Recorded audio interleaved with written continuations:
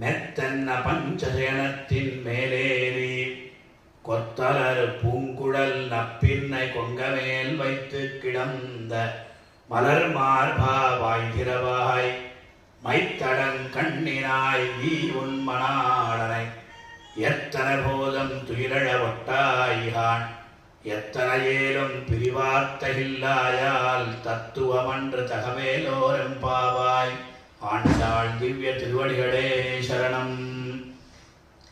గోదాదేవి చక్కగా సంప్రదాయ రహస్యాన్ని తెలుసుకొని ఏ ప్రకారంగా భగవంతుణ్ణి సేవించాలి, భగవంతుణ్ణి సేవించేటువంటి మార్గం ఎటువంటి, ముఖ్యంగా సంప్రదాయంలో ఆచార్యుడు, ఆచార్యుని తరువాత మహాలక్ష్మి, మహాలక్ష్మి తరువాత స్వామి, ఈ ప్రకారంగా మనం సేవించుకోవాలి అని సత్సంప్రదాయం.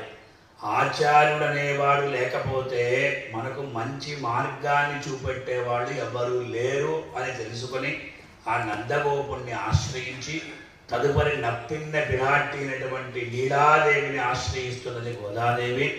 18వ పాసురంలో నీలాదేవిని ఆశ్రయించింది. తరువాత ఈ 19వ పాసురంలో ఏం జరుగుతున్నది అంటే, ఎలా వీళ్ళిద్దరూ ఉన్నారు, కృష్ణుడు అక్కడే ఉన్నాడు, నీలాదేవితో పాటు ఉన్నాడు. అందువల్ల నీలా తుంగ స్తనగిరి తటీసుప్తముద్బోధ్య కృష్ణమని మనం ప్రతిరోజు కూడా ధ్యాన శ్లోకాన్ని చెప్పుకుంటున్నాం.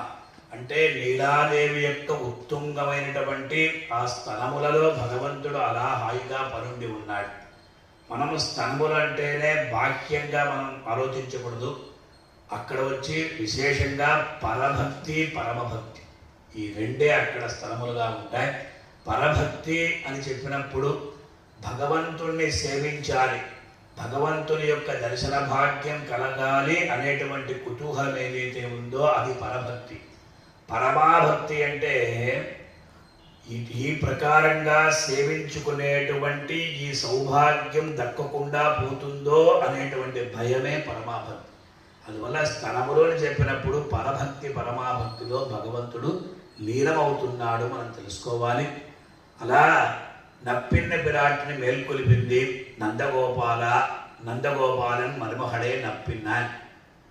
ఇక్కడ ఇటువంటి సన్నివేశం అంటే 19వ పాసురంలో ఆ సన్నివేశాన్ని కళ్ళకు కట్టినట్లు గోదాదేవి మనకు తెలియజేస్తుంది.